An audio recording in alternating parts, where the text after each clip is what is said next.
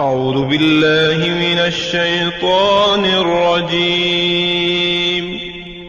پناہ مانگتا ہوں میں اللہ کی شیطان مردود سے۔ بسم اللہ الرحمن الرحیم۔ شروع اللہ کے نام سے جو بڑا مہربان نہایت رحم والا ہے۔ دا باٹم لائن کے ناظرین کرام، السلام علیکم۔ محترم ناظرین، ہم اپنی آج کی ویڈیو میں حضرت امام جعفر صادق علیہ السلام خلیفہ منصور اور خوفناک اژدہے کا قصہ آپ کے سامنے پیش کریں گے، لیکن اس سے قبل ہم حضرت امام جعفر صادق علیہ السلام کی زندگی کا مختصر تعارف آپ کے سامنے پیش کرنا چاہتے ہیں۔ ناظرین کرام، اللہ تعالیٰ نے ائمہ اہل بیت اطہار میں سے جن نفوس کو راہ طریقت و معرفت میں کمال عطا فرمایا، ان میں حضرت امام جعفر صادق رضی اللہ تعالیٰ عنہ کا نامی ہمیشہ زندہ اور تابندہ رہے گا۔ حضرت امام جعفر صادق امت مسلمہ اور حجت نبوی کے لیے روشن دلیل ہیں۔ آپ صدق و تحقیق اور باغ ولایت کا انمول ثمر بھی ہیں۔ اللہ تعالیٰ نے آپ کو بے پناہ عزت، عظمت، بزرگی اور شان و شوکت عطا فرمائی، جس کی بنا پر آپ کی ذات اقدس کی طرف بہت سے خطابات منسوب ہیں، جیسے سراج الاصفیاء، عمدۃ الابرار، قدوۃ الاخیار، سید الازکیاء، سیف اللہ، ناطق بالحق، امام الفقراء، امام العصر، صاحب فضل و احسان۔ آپ کا نام نامی جعفر اور کنیت ابو محمد تھی۔ بعض کے نزدیک آپ کی کنیت ابو عبداللہ اور ابو اسماعیل تھی۔ آپ کا لقب صادق ہے، جس کی وجہ سے آپ امام جعفر صادق علیہ السلام مشہور ہوئے۔ آپ کے والد ماجد حضرت امام محمد باقر تھے اور آپ کی والدہ ماجدہ کا نام ام فروہ بنت قاسم ہے۔ امام جعفر صادق علیہ السلام 12 ربیع الاول سن 83 ہجری بروز سوموار مدینہ منورہ میں پیدا ہوئے۔ ایک دوسری روایت کے مطابق آپ 17 ربیع الاول سن 80 ہجری میں سوموار کے دن پیدا ہوئے۔ آپ کی ولادت پاک پر آپ کے والد ماجد امام محمد باقر علیہ السلام بہت خوش ہوئے اور ایک مرتبہ یہ ارشاد فرمایا کہ میرا یہ صاحبزادہ ان چند مخصوص افراد میں سے ہے جن کے وجود مسعود سے اللہ تعالیٰ نے بندوں پر احسان فرمایا ہے، اور میرے بعد یہی میرا جانشین ہوگا۔ آپ کو خرقہ ولایت کی نسبت دو طرح سے حاصل ہے، ایک اپنے والد ماجد امام محمد باقر رضی اللہ تعالیٰ عنہ کے واسطہ سے حضرت علی کرم اللہ وجہ الکریم سے، اور دوسرے اپنی والدہ ماجدہ کے والد محترم یعنی اپنے نانا جان حضرت قاسم بن محمد بن حضرت ابو بکر صدیق کے واسطہ سے۔ ان کو حضرت سلمان فارسی رضی اللہ تعالیٰ عنہ سے اور ان کو حضرت ابو بکر صدیق رضی اللہ تعالیٰ عنہ سے ہے۔ حضرت علی حجویری رحمۃ اللہ علیہ نے کشف المجوب میں لکھا ہے کہ آپ کا حال بلند و پاکیزہ، ظاہر و باطن آراستہ اور خصائل منور تھے۔ آپ کے ارشادات تمام علوم میں خوبی اور رقت کلام کی بنا پر مشہور ہیں۔ طریقت میں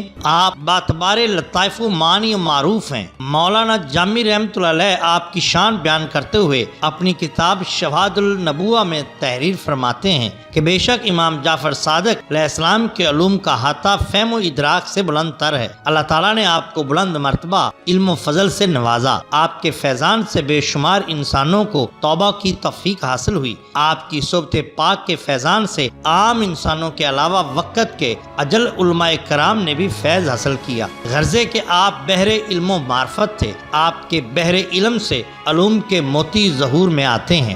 محترم ناظرین، اللہ تعالیٰ کی ذات پابرکات کے بارے میں آپ کا نظریہ بہت واضح اور ٹھوس تھا۔ ایک مرتبہ کسی شخص نے آپ کے پاس آ کر اس خواہش کا اظہار کیا کہ وہ خدا کا دیدار کرنا چاہتا ہے۔ آپ نے اس شخص سے فرمایا کہ تجھ کو معلوم نہیں کہ حضرت موسیٰ علیہ السلام سے فرمایا گیا تھا کہ تو مجھے کبھی نہیں دیکھ سکتا، پھر تو نے کس لیے اس خواہش کا اظہار کیا ہے؟ تجھے خدا دکھایا جائے۔ اگر کوئی باطن کی نگاہ سے دیکھے تو اسے ہر شے میں خدا نظر آئے گا۔ وہ شخص بھی آسانی سے ٹلنے والا نہ تھا۔ اس نے حضرت امام جعفر صادق علیہ السلام سے کہا، حضرت موسیٰ علیہ السلام کا معاملہ اور تھا، لیکن یہ امت محمدی ہے جس کے بارے میں ایک شخص کہتا ہے یعنی میرے قلب نے اپنے پروردگار کو دیکھا، دوسرا شخص یہ کہتا ہے یعنی میں ایسے رب کی عبادت نہیں کرتا جو مجھے نظر نہیں آتا۔ اس شخص کی یہ باتیں سن کر حضرت امام جعفر صادق علیہ السلام نے حکم دیا کہ اس شخص کے ہاتھ پاؤں باندھ کر اسے دریائے دجلہ میں ڈال دیا جائے۔ چنانچہ جب اس شخص کو ہاتھ پاؤں باندھ کر دریائے دجلہ میں ڈال دیا گیا، پانی نے اس کو اوپر پھینکا تو اس نے حضرت امام جعفر صادق سے کہا کہ مجھے باہر نکالیے، مگر آپ نے اس کی نہ سنی اور دریا کے پانی کو حکم دیا کہ اس شخص کو خوب اچھی طرح غوطے دیے جائیں۔ دریائے دجلہ کے پانی نے آپ کے حکم کے مطابق جب اس شخص کو کئی مرتبہ پانی میں غوطے دے دیے تو وہ برلبے جان ہو گیا۔ تب وہ گڑ گڑا کر اللہ تعالیٰ سے اعانت کا طلبگار ہوا۔ حضرت امام جعفر صادق علیہ السلام نے جب یہ دیکھا کہ خدا کے دیدار کا طالب راہ راست پر آ گیا ہے تو آپ نے اسے پانی سے باہر نکلوایا۔ تھوڑی دیر بعد جب وہ پانی سے نکل آیا تو اس شخص کے حواس قدرے درست ہوئے۔ اس وقت حضرت امام جعفر صادق علیہ السلام نے اس سے دریافت کیا، اب بتاؤ کیا تم نے اللہ تعالیٰ کو دیکھ لیا؟ وہ شخص کہنے لگا، اے پیر و مرشد، جب تک میں دوسروں کی اعانت کا طلبگار رہا اس وقت تک تو میرے سامنے ایک حجاب کا پردہ تھا، لیکن جب میں نے اللہ تعالیٰ سے اعانت یعنی مدد کا طالب ہوا تو میرے دل میں کچھ ایسی روشنی اور سکون پیدا ہوا جس سے میری ساری اضطراری کیفیت جاتی رہی۔ جیسا کہ اللہ تعالیٰ کا ارشاد ہے کہ کون ہے جو حاجت مند کے پکارنے پر اس کا جواب دے۔ اس پر امام جعفر صادق علیہ السلام نے اس شخص سے فرمایا، اے بندے، جب تک تو نے اللہ تعالیٰ کو نہ پکارا اس وقت تک تو جھوٹا تھا، لیکن اب تمہارا دل ایمان کی روشنی سے منور ہو چکا ہے۔ اسی طرح واقعہ درج کیا جاتا ہے کہ خلیفہ منصور نے ایک شب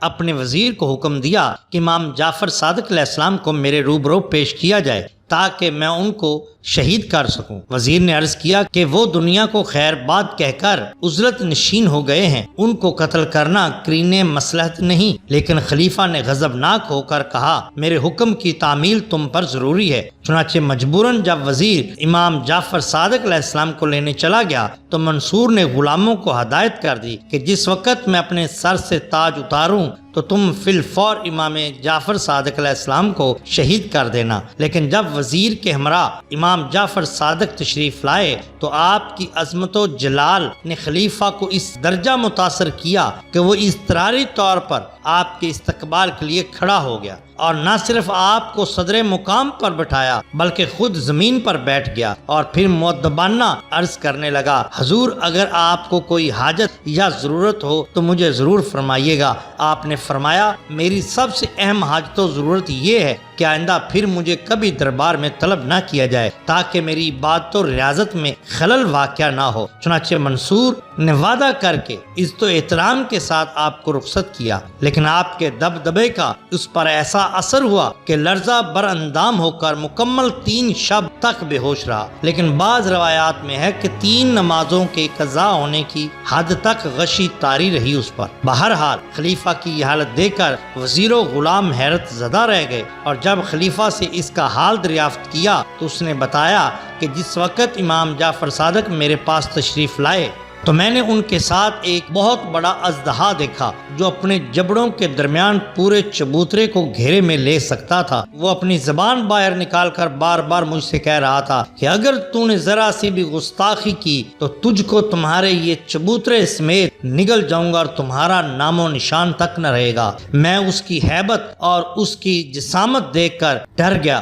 مجھ پر ایک دہشت طاری ہو گئی اور میں نے دل میں دعا کی کہ میں امام پاک کی گستاخی سے کوسوں دور رہوں گا، اور میں نے جیسے امام جعفر صادق کو دیکھا میں نے معافی طلب کی، انہوں نے کمال عظمت کے ساتھ مجھے معاف فرما دیا، اور اس طرح میں اسی خوف کی وجہ سے 3 رات اور 3 دن تک بے ہوش رہا۔ محترم ناظرین، یہ واقعہ خزینۃ الاصفیاء جلد اول صفحہ نمبر 38 سے آپ کے سامنے پیش کیا گیا ہے۔